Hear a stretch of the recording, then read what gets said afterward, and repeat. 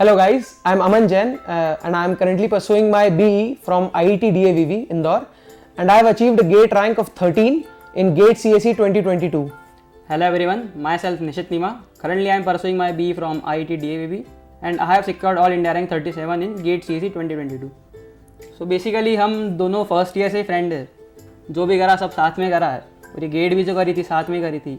तो आज इस वीडियो में हम ये डिस्कस करेंगे कि हमने कैसे गेट क्यों चूज़ करा और कैसे गेट के लिए तैयारी करी. हम लोग बेसिकली ये डिस्कशन करना है कि हम कॉलेज के फर्स्ट डे वो लास्ट बेंच से लेकर आज इस बेंच तक कैसे आए और जो भी हमारे अप्स एंड डाउन्स, हमारे एक्सपीरियंस, जो भी हमारी गलतियां, हमने जो सीखा गेट की प्रिपरेशन से, हम वो आपके साथ शेयर करने आए हैं.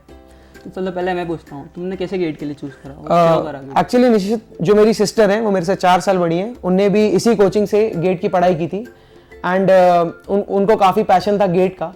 तो उन्हें जब हमारा लॉकडाउन लग गया था मार्च के बाद, तो उन्होंने मुझसे कहा कि now you don't have anything to study, तो तुम एक एम लो गेट का जिसमें तुम्हारे कोर्स के भी सब्जेक्ट्स कंप्लीट होंगे एंड उसके साथ तुम्हारी एक ओवरऑल नॉलेज बढ़ेगी तुम्हारे डिपार्टमेंट की, because I am from CS branch, we both are actually from.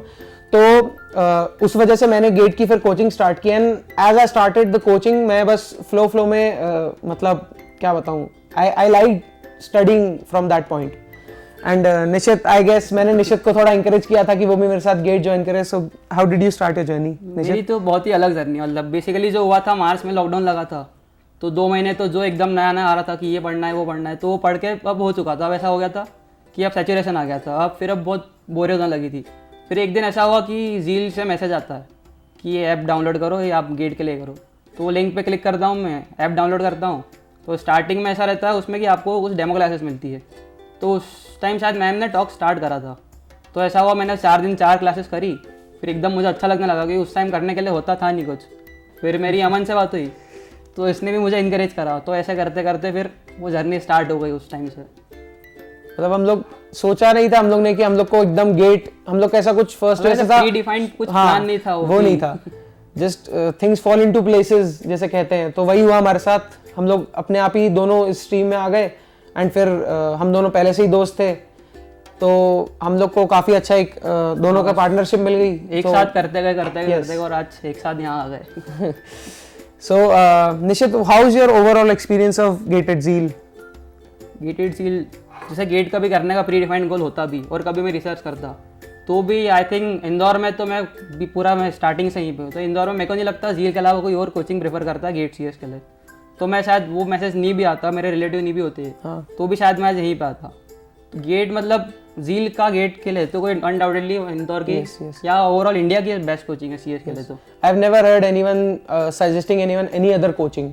मतलब यहाँ के लोगों को पता है कि अगर गेट करना है तो मैं CS में करना है, तो हाँ वो एक सिल्वर मॉल पे एक कोचिंग है गेट मतलब वहाँ चले जाओ. झील गेट का सिनोनिम ही है वो CS के लिए. तो एग्जैक्टली.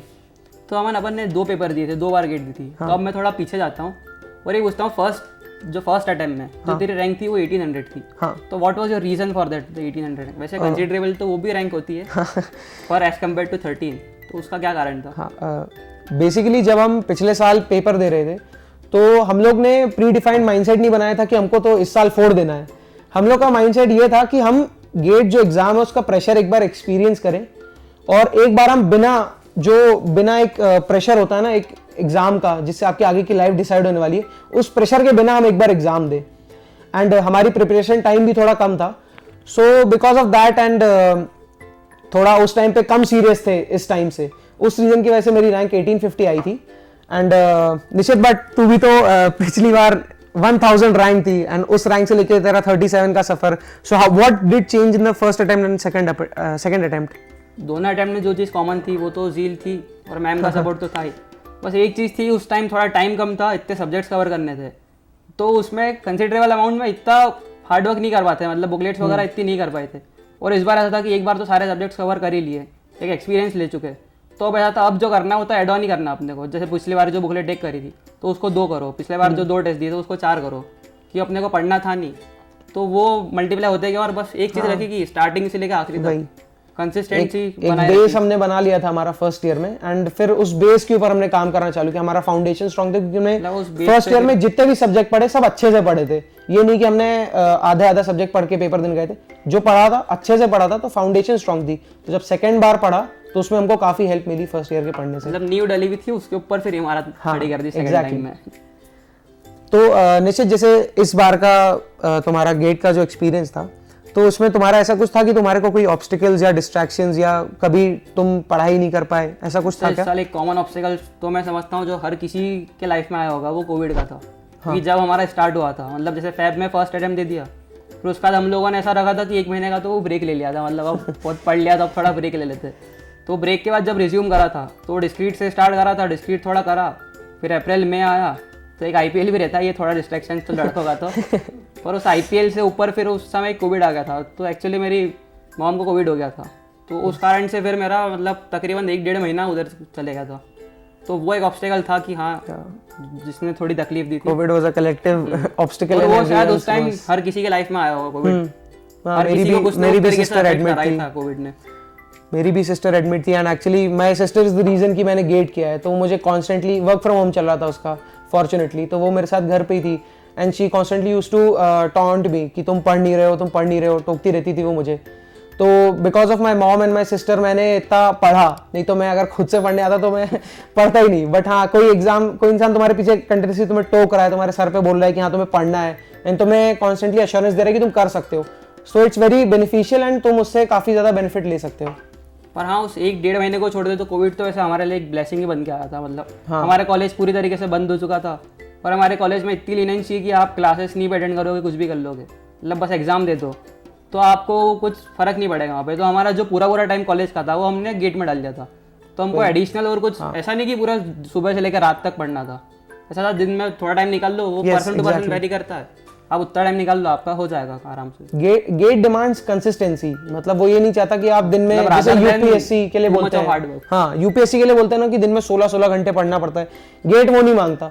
आप कम आवर्स पढ़िए, बट ये है कि आप जो चीज पढ़ रहे हैं उसको एकदम अच्छे से पढ़िए, कॉन्सेप्ट को एकदम अच्छे से ग्रास्प करिए, एंड उसके बाद क्वेश्चंस लगाइए। जब आप क्वेश्चंस लगाते हैं तो आपको समझ में आता है कि आपका कॉन्सेप्ट कितना स्ट्रांग है, एंड जब आप क्वेश्चंस लगा लेते हैं और बन जाते हैं तो उसके बाद तो। और गेट के क्वेश्चंस कभी भी एक्चुअली एक्सट्रीम तो कभी नहीं होंगे, मतलब ऐसा नहीं आपको एडवांस टाइप क्वेश्चन दे देंगे। वो क्वेश्चन ऐसे देते हैं जो आपसे 2-3 मिनट में हो जाए, वही बस उस 3 घंटे की बात है कि आपने कौन से क्वेश्चन आपको पिक करना है और कौन से छोड़ना है।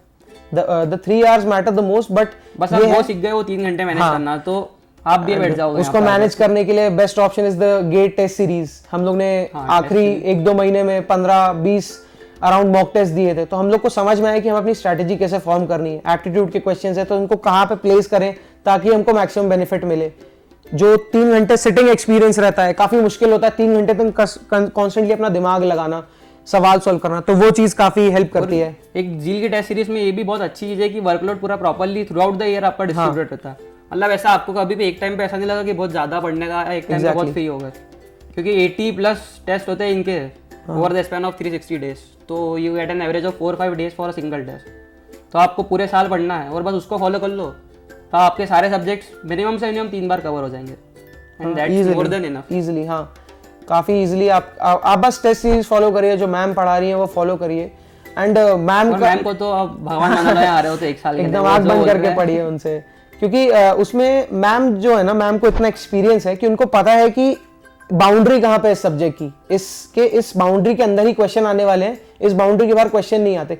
तो वो उन टॉपिक्स को नहीं पढ़ाती हैं जिनका उनको पता है कि इससे क्वेश्चंस नहीं आएगा, जो रेलेवेंट नहीं है। जब हम पढ़ने के लिए तो फिर ऐसा समुद्र फैला हुआ है, वो हाँ, वही एग्जैक्टली, आपको जो पीना है वो निकाल के दे देती है। वही आपको पता नहीं होता है। आप ऐसे जनरली गेट का सिलेबस पढ़ेंगे अगर साइट पे, तो आपको समझ नहीं आएगा कि ये स्टॉप कहाँ करना है, ये लाइन कहाँ खींचनी है। बट इतने साल का एक्सपीरियंस है मैम को, तो उनको पता है कि हाँ this will come, this has a high probability of coming, this does not have a high probability, तो वो उसी हिसाब से आपको पढ़ाती है। सो इन शॉर्ट मैम पे तो पूरा आंख बंद करके भरोसा कर दो, आपकी नैया पार हो जाएगी। जैसे हमारी हो गई। मतलब मैम जितना बोल रही ना, उसके अलावा बुक तो हमने एक भी प्रेफर नहीं करी थी। मतलब ना अटेम्प्ट करा कि कुछ गूगल करके कुछ पढ़ रहे हो, जो जितना मैम ने पढ़ा दिया, जितना यहाँ की फैकल्टीज ने जो डाउट क्लियर कर दे, बस वही काफी है। वो बुक्स पढ़ने की आपको जरूरत नहीं लगेगी कहीं पे भी, और आपके पास है टाइम तो करो बुकलेट, एडवांस भी आती है यहाँ की। हाँ, बेसिक एडवांस दोनों बुकलेट, आप बेसिक एडवांस कर लो, आप प्रीवियस ईयर क्वेश्चन करने जाओगे, आपको लगेगा ये मतलब बच्चों का खेल है मेरे लिए। आप एक बार एडवांस शीट कर लेंगे। और लेवल तो वैसे भी जेन्युइनली हार्ड डिसाइड करके रखा है यहाँ पे, कि मतलब वो प्रिपेयर फॉर द वर्स्ट कर रहा है आपको। हाँ, दैट्स बेनिफिशियल ना। कभी पेपर बहुत ही मुश्किल आ जाए तो आप वहां पर पैनिक हो जाओ, आपको कोई भी क्वेश्चन ना बने, क्योंकि पेपर में मोमेंटम काफी हेल्प करता है अगर आप कंटेंशन कर रहे हो that's well and good for हाँ इजी आ रहा है तो फिर तो तैयार हो तो इजी के लिए तो आप फिर आराम से कर दोगे। वही, ऐसा तो है नहीं कि हार्ड क्वेश्चन करते बन जा रहे हो और इजी नहीं बन रहा है, वो तो है। So Aman, till now we have discussed all the good stuff and pros regarding our journey. तो मैं एक चीज पूछूंगा, इस जर्नी में सबको कुछ ना कुछ ऑब्स्टिकल्स आते हैं, तो तेरे क्या ऑब्स्टिकल्स थे? यार मेरा मेन ऑब्स्टिकल तो मेरा फोन था, क्योंकि तो सबको होता है और मेनली फोन में इंस्टाग्राम, क्योंकि हाँ कॉन्स्टेंटली आपको कंटेंट दे रहा है वो जो आपके किसी काम का नहीं है, कोई प्रोडक्टिव कंटेंट नहीं है वो, तो आप जैसे रील्स हैं, अब आप देखने बैठ जाते हो एक बार तो आपको पता भी नहीं पड़ता, आप 1 घंटे तक देखते जा रहे हो, तो मेरे साथ वही होता था। And there is a short term solution कि आप उसको डीएक्टिवेट कर दो या अनइंस्टॉल कर लो, बट आपको अपने अंदर एक सेल्फ कंट्रोल लाना चाहिए, क्योंकि मेरे साथ तो ऐसे ही होता, इंस्टाग्राम अनइंस्टॉल किया तो ट्विटर पे पहुंच गए, ट्विटर अनइंस्टॉल किया तो रेडिट पे पहुंच गया, रेडिट अनइंस्टॉल किया तो कहीं और पहुंच गए। तो the apps are unlimited, but आपको अपने अंदर का सेल्फ कंट्रोल लाना पड़ेगा कि आप हाँ ठीक है, मेरे को अगर मैं अभी पढ़ रहा हूं तो मैं सिर्फ अभी पढ़ूंगा, आप अपना लेजर टाइम भी निकालिए, it's important to relax your mind also, but हाँ पढ़ रहे हैं तो सिर्फ उस टाइम पढ़िए। And I know you are fond of cricket, so जब आईपीएल आता होगा तब तो डामाडोल हो जाता होगा। देखिए अपने आप को 1 साल के लिए दुनिया से इतना भी दूर नहीं करना कि वहाँ कुछ भी हो रहा अपने को उससे फर्क ही नहीं पड़ता। करो पढ़ाई इज मस्ट, बट ऐसा नहीं कि आप फिर पूरा दिन पूरा टाइम उसी में लगे हो। Exactly. एक दिन का एक रूटीन बना लो, इतना टाइम पढ़ लिया, फिर उसके बाद फिर अपन बाहर निकल गए, आपका सोशल ग्रुप है वहाँ चले गए, टीवी देख लिया, घर वालों के साथ बैठ गए, थोड़ा टाइम फोन चलाना इज नॉट दैट बैड। हाँ थोड़े टाइम, बट थोड़े टाइम ये नहीं कि आप रील्स देख रहे हैं तो चले गए नीचे, तो then you can go for it, but आजकल लोगों में होता नहीं इतना कंट्रोल, मतलब एक बार हाथ में फोन लिया तो काफी घंटे पता भी नहीं पड़ता, निकल जाता है। किसी दोस्त से आप चैटिंग करने लग गए, आप उतना स्क्रीन टाइम इससे तो आप पढ़ाई के लिए बचा कर रहो, क्योंकि आप ऑनलाइन कभी कोर्स लेते हो तो ऑनलाइन देखते हो तो आपका वहाँ स्क्रीन टाइम वैसे ही वहाँ बढ़ चुका है, तो वो फोन में अपनी और उधर मत निकालो। My sister used to tell me कि अपना टाइम एनालाइज करो, स्क्रीन टाइम, तो तुम्हें उससे पता चलेगा कि तुम अपने दिन के कितने घंटे ऐसी चीजों वेस्ट करो जिससे तुम कुछ गेन नहीं कर रहे, लाइक इंस्टाग्राम, तुम कुछ गेन नहीं कर रहे हो उससे, बस थोड़ा बहुत गेनिंग है कि हाँ तो अपने दोस्तों से बात कर सकते हो, वो भी करो, बट हाँ थोड़ी देर के लिए रील्स देखने मत बैठ जाओ, वीडियोस देखने काफी, क्योंकि कंटेंट तो देखो खत्म नहीं होगा। यूट्यूब भी काफी बड़ा डिस्ट्रैक्शन रहता है, क्योंकि वो कॉन्स्टेंटली तुमको अच्छे वीडियोस दिखाता रहता है, तुम रात के 3 बजे देखते रहते हो। पढ़ाई जिस टाइम पे तुम्हें करना चाहिए उस टाइम पे, तो आई थिंक दीज वर। हाँ एक और मेरे हिसाब से एक काफी दिक्कत आती है जिसे मैंने की थी, वो आप बैकलॉग क्रिएट कर लेते हो। मंडे टू थर्सडे आपकी क्लास चल रही है और आप कभी दोस्तों के साथ घूमने चले गए, आपको नींद आ रही है, आप इन रीजंस, जो ऐसे रीजंस जिनको आप इजिली डिनाई, मतलब इजिली टाल सकते हो, तो उन रीजंस की वजह से आप अपनी क्लास मत छोड़ो। आपका बैकलॉग अगर हो भी तो इतना ही होना चाहिए कि आप एक वीकेंड में एटलीस्ट उसको कवर कर लो, कल से अगर नया सब्जेक्ट चालू हो रहा है जितना कवर कर सको, उससे ज्यादा छोड़ दोगे, उससे ज्यादा आपका बफर हो जाएगा, तो फिर आप हमेशा के लिए धीरे धीरे पेंडिंग पीछे चलते जाओगे, फिर वो पाइल बढ़ता ही जाएगा और आपको आपके दिमाग में लगेगा कि हाँ अभी तो 4 महीने गेट को 5 महीने, आखिरी महीने में जब आप टेस्ट सीरीज देना चालू करते हो, मॉक टेस्ट देना चालू करते हो, तो आपको पता भी नहीं पड़ता टाइम इतना तेज जाता है। वही 2 फेज होते हैं, स्टार्टिंग के 6 महीने आपको लगेगा बहुत टाइम है, हाँ। फिर जब बाद का फेज स्टार्ट होता है तो फिर तो आपको लगता है सिर्फ 6 महीने बचे, फिर आप दिन गिनते हो कि यार अभी सिर्फ 90 दिन बचे हैं, आपको लगेगा 90 दिन है, 12 सब्जेक्ट है, एक सब्जेक्ट के लिए आप 10 दिन भी नहीं बचे, फिर आप दिन कैलकुलेट करने लगते हो, फिर वो कैलकुलेट करने लगते हो तो आप एकदम फिर डर जाते हो। ह्यूमन ब्रेन ऐसे चलता है, बट हम लोग स्टार्टिंग से ऐसा रखो कि आपको स्मूथली सारे सब्जेक्ट टाइमली आपके कवर होते जाएंगे। और हम कॉन्स्टेंटली ये बात याद दिला रहे हैं कि आप थोड़ा सोशलाइज कर लिए, जैसे वो कोटा फैक्ट्री में जीतू भैया नहीं बोलते, कोटा क्या करता है, दुनिया से काट के तुम्हें यहाँ रख देता है, तो वो नहीं करना है। ऐसा नहीं कि एक बंद कमरे बैठे हुए हैं, घर वालों से भी बात नहीं कर रहे, भले आप दोस्तों के घर नहीं जा पा रहे, दूर रहते हैं, घर वालों के साथ बैठिए, आधा घंटा उनसे बात करिए, वो आपको पढ़ते देखेंगे, वो भी खुश रहेंगे, बाहर निकलिए, वो आपके लिए अच्छा रहेगा। वही थोड़ा एक ऐसी एक्टिविटी ढूंढिए जो आपके माइंड को फ्रेश करे, जैसे हमको सही में अच्छा लगता है जो करना, आधे घंटे उसके लिए क्रिकेट खेलिए, जिम जाइए, बैडमिंटन खेलिए, ये चीजें जो आपके दिमाग को फ्रेश करे, आपको वापस एनर्जाइज करे, rather than draining your energy जिससे आप पढ़ ना पाए। चीजें आपकी काफी हेल्प करेंगी आई थिंक। तो चलो काफी बड़ा हो चुका होगा वीडियो, तो अब सम अप करते हैं। So Aman, what are your takeaways from your 1.5 year of preparations over here? Yeah so my main takeaways are कि जो मैम जब आपको पढ़ाती हैं, जब आपका लेक्चर लेती हैं, तो आप उसके नोट जरूर बनाइए। एंड इट्स इंपॉर्टेंट बिकॉज आपके नोट सिर्फ आपको ही सबसे अच्छे समझ में आएंगे, आप किसी और का नोट्स अगर लेके पढ़ेंगे तो आपको उतना अच्छे समझ में नहीं आएगा। तो अपने नोट्स अच्छे से बनाइए, भले आपको थोड़ा टाइम लगे। एक लेक्चर, जैसे आप ऑनलाइन अभी तो फैसिलिटी है, तो आप लेक्चर को एक बार फिर से देख लीजिए अगर आपका बीच में कुछ छूट गया हो। नोट्स अच्छे से बनाइए, वो आपका काफी हेल्प करेंगे। नेक्स्ट थिंग इज जो आपकी टेस्ट सीरीज है उसको एनालाइज करना बहुत जरूरी है। टेस्ट देना is just 50% of the work, उसके बाद जो भी बेनिफिट आपको उस टेस्ट से लेना है, आप 80 टेस्ट देंगे, आपको उनसे बेनिफिट भी तो चाहिए। टाइम, टेस्ट देने का टाइम वो तो एक अलग बेनिफिट है, बट आप जब उसको एनालाइज करेंगे तो आपको समझ में आएगा कि आपका कौन से टॉपिक्स वीक है, कौन से टॉपिक्स आपके अच्छे हैं। सिर्फ उन क्वेश्चंस को एनालाइज मत करिए जो आपके गलत हुए हैं, उनको सही वालों को भी करिए, ताकि आप देखिए कि आपकी जो आपने अप्रोच लगाई थी वो सही थी या नहीं थी। क्या पता आपने किसी और अप्रोच से किया, उस अप्रोच से क्वेश्चन ना लगे।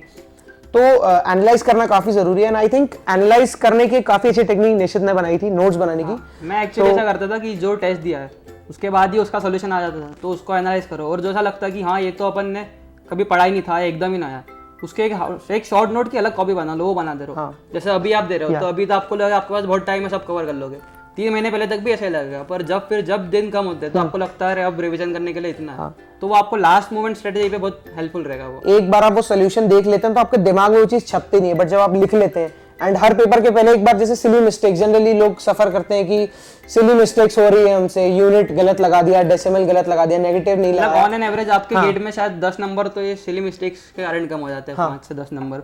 सो आप अगर हर टेस्ट के पहले एक बार वो कॉपी देखेंगे कि हाँ मैं यूनिट्स में गलती करता हूँ, तो एक बार आप यूनिट्स देख लेंगे कि हाँ, तो आपके दिमाग में वो बैक ऑफ द माइंड चलता रहेगा कि यूनिट्स में गलती नहीं करनी, तो आप वो गलती नहीं करेंगे। और हाँ, एक और चीज़ जो स्ट्रेटेजी में मेरी ये थी कि जब आप बुकलेट सॉल्व कर रहे हो या कुछ भी क्वेश्चन आपको अच्छा लग रहा है तो उसको हाथों हाथ मार्क करो, आपको फिर वो क्वेश्चन आप नहीं ढूंढ पाओगे उसको बेस्ट वहीं पे मार्क करो, और उसी से फिर आपको रिवीजन करना है कि जो इजी था वो तो आपको बाद में भी इजी लगेगा, वो हो जाएगा। असली अपने को हार्ड की तैयारी करनी है। जब आपको फिर से राउंड 2 या राउंड 3 के टेस्ट की तैयारी करनी है तो आप वापस पूरी करीब 200 पेज की नोट्स बन जाती है सब्जेक्ट तो आप नहीं कर सकते तो जो मार्क्ड क्वेश्चंस, आपको पता है कि ये क्वेश्चन अच्छा था, इसमें आपका काफी लॉजिक यूज हुआ, 3-4 कॉन्सेप्ट्स एक साथ मिक्स्ड हैं, तो वही क्वेश्चन आप करेंगे तो आपकी काफी अच्छी प्रिपरेशन होगी।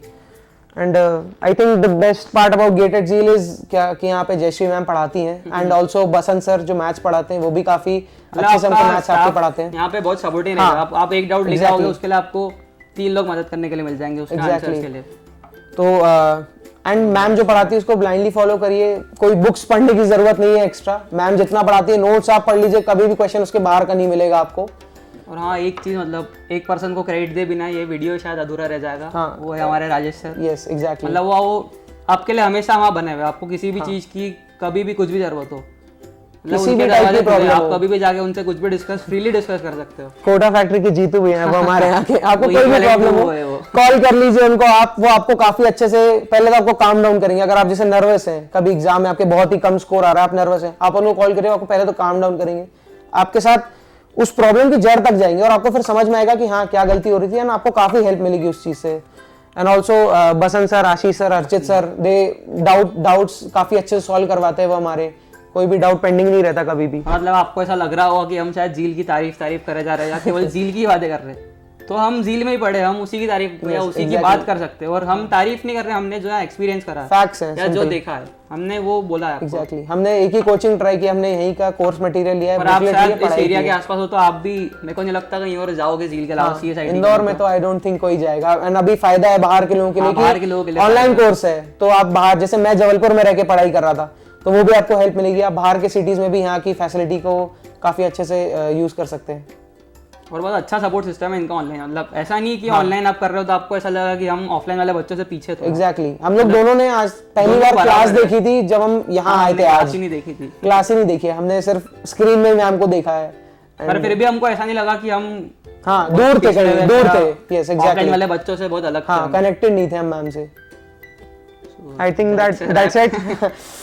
तो बड़ा हो गया काफी वीडियो, यस देखना आखिरी बस कंसिस्टेंट रहिए गेट के लिए, एंड कॉन्स्टेंटली मेहनत करिए, और अपने दोस्तों के बीच में ये मत सोचेगा कि सिर्फ कंपटीशन है, हेल्दी कंपटीशन रखिए, कंपटीशन बनाइए उसको। जैसे हम दोनों हैं, हम दोनों एक दूसरे की हेल्प कर करके आगे पहुंचे, वैसे आप भी अपना एक ग्रुप बनाइए, एक दूसरे की हेल्प करिए, आपको काफी बेनिफिट मिलेगा।